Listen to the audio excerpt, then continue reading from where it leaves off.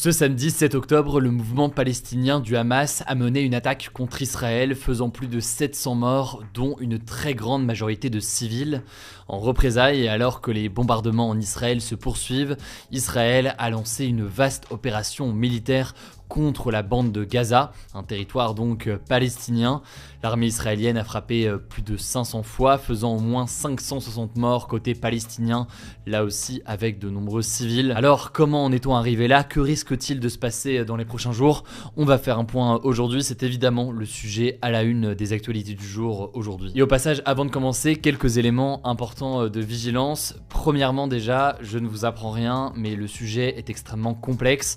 On a travaillé avec mon équipe aujourd'hui pour essayer de faire un résumé le plus juste possible de la situation actuelle et le plus exhaustif sur ce qui a pu se passer depuis samedi. Mais comme tout résumé nécessairement, et même si celui aujourd'hui sera assez long, eh bien ce ne sera jamais parfait. Notamment, si vous voulez plus de contexte historique, ce qui me paraît à titre personnel absolument essentiel pour comprendre ce qui se passe en ce moment.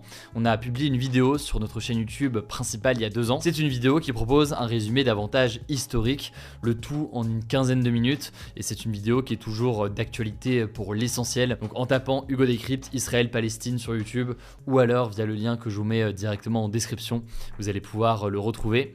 Ça, c'est le premier élément que je voulais vous dire. Deuxième élément de précaution, la situation va évidemment évoluer dans les prochaines minutes, dans les prochaines heures. On fera donc des points de mise à jour régulièrement sur Instagram. Le nom du compte c'est Hugo Décrypte, mais ce sera forcément un complément aux actualités qu'on donnera aujourd'hui ici. Troisièmement, et là ça concerne surtout YouTube, je laisse pour l'instant l'espace commentaire ouvert parce que ça me semble important qu'il y ait un espace de discussion, y compris sur ces sujets-là.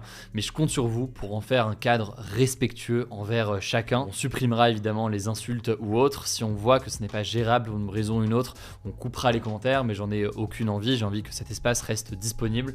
Donc je compte sur vous encore une fois pour en faire un cadre respectueux. Alors déjà, commençons rapidement par définir ce qu'est le Hamas. Le Hamas, c'est un mouvement palestinien dont la branche armée est une organisation terroriste selon l'Union européenne ou encore les États-Unis. Son but, c'est notamment la destruction de l'État d'Israël et la reconnaissance de l'État palestinien. Il faut savoir que le Hamas contrôle depuis 2007 la bande de Gaza. La bande de Gaza, c'est donc un territoire palestinien où vivent 2,3 millions de personnes, souvent dans une situation de grande pauvreté. Un blocus a été mis en place depuis 2007 par Israël sur la bande de Gaza. C'est un blocus qui limite notamment l'importation de produits sur le territoire, qui limite aussi les arrivées et les sorties de ce territoire, et ce qui participe d'ailleurs à une situation souvent très difficile dans ce territoire de Gaza. Alors concrètement, le Hamas accuse Israël d'oppresser le peuple palestinien et de violer les droits humains à Gaza. Cependant, il faut aussi noter que le Hamas est lui-même accusé de nombreuses violations de droits humains sur le territoire, notamment d'exécutions, d'enlèvements et de torture. Et ce qu'il faut bien comprendre pour le contexte plus historique, c'est qu'il y a donc le Hamas, mais aussi les autorités palestiniennes. L'autorité palestinienne qui est un autre organe qui veut représenter les Palestiniens. Ces deux organisations elles-mêmes sont en conflit et n'ont pas la même approche dans la façon de tenter de répondre donc à la situation actuelle. Ça c'est donc pour le contexte, mais alors que s'est-il passé concrètement ce week-end ? Je vous le disais, il y avait un contexte évidemment déjà tendu depuis 2 mois et puis même depuis des années. Je vous renvoie donc à notre vidéo sur le contexte historique pour mieux comprendre le contexte de ces dernières années. Et donc ce week-end et ce samedi plus précisément, le Hamas a tiré plus de 5000 roquettes sur Israël au matin en pleine fête juive. Des combattants du Hamas ont aussi utilisé des explosifs et des bulldozers pour franchir la barrière et les frontières entre la bande de Gaza et le territoire israélien. Le Hamas a notamment attaqué un festival de musique qui était organisé à côté de la frontière entre Israël et la bande de Gaza. Des attaques directement sur des civils, directement sur des jeunes notamment, qui ont fait plus de 250 morts, majoritairement donc des jeunes israéliens et étrangers venus faire la fête dans ce désert. Enfin, et c'est toujours en cours à l'heure actuelle, le Hamas et le Djihad islamique palestinien, qui est une autre organisation armée palestinienne, ont pris en otage au moins 150 Israéliens et étrangers, dont des femmes, des personnes âgées et des enfants. Certains ont été faits prisonniers pendant le festival de musique, d'autres ont été enlevés depuis chez eux par des membres du Hamas. Ils sont actuellement retenus dans la bande de Gaza. C'est un élément important, on aura l'occasion de revenir dessus. Alors au total, au moins 700 personnes sont mortes côté israélien et plus de 2000 ont été blessés selon les derniers bilans qui parviennent ce lundi. Sachant qu'à l'heure où j'enregistre ces actus du jour, le bilan ne cesse de s'alourdir. Suite à cette attaque samedi, l'armée israélienne a riposté en menant des frappes aériennes et des tirs d'artillerie partout sur la bande de Gaza.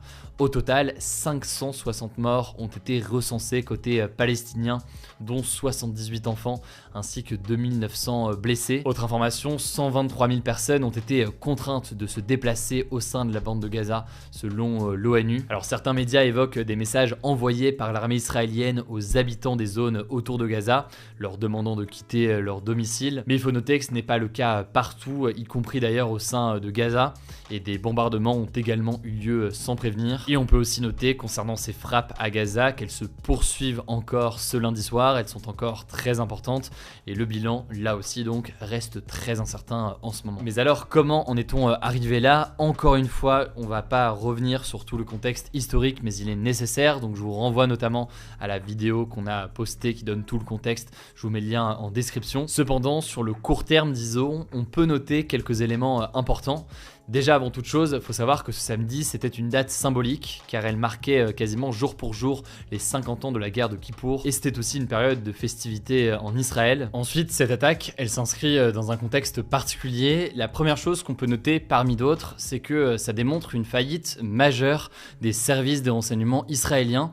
En effet, l'idée que le Hamas puisse s'attaquer et entrer aussi facilement sur le territoire israélien surprend beaucoup de monde, ce qui fait d'ailleurs que le gouvernement israélien est sévèrement critiqué depuis ce week-end par les Israéliens. Autre chose que l'on peut noter, il faut savoir que depuis 2018, Israël autorise le Qatar à fournir des centaines de millions de dollars d'aide à la Palestine par le biais notamment du Hamas. Cet argent, qui n'était pas vraiment contrôlé, a donc pu servir à financer en partie l'armement du Hamas. Cependant, à date, absolument rien n'est sûr sur ce sujet-là. La question donc de l'implication d'États étrangers sera sûrement précisée dans les prochains jours. Et là-dessus, justement, il faut aussi noter que l'Iran, un pays voisin qui finance et soutient depuis des années le Hamas, est soupçonné là aussi d'avoir contribué aux attaques contre Israël.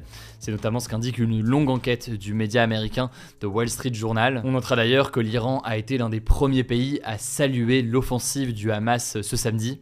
D'ailleurs, le pays ne reconnaît pas l'État d'Israël et soutient la cause palestinienne depuis des décennies. Cependant, de son côté, l'Iran nie toute implication dans cette attaque du Hamas. Alors maintenant, très rapidement, quelles ont été les réactions à l'international? Eh bien, depuis samedi, plusieurs pays ont apporté leur soutien à Israël.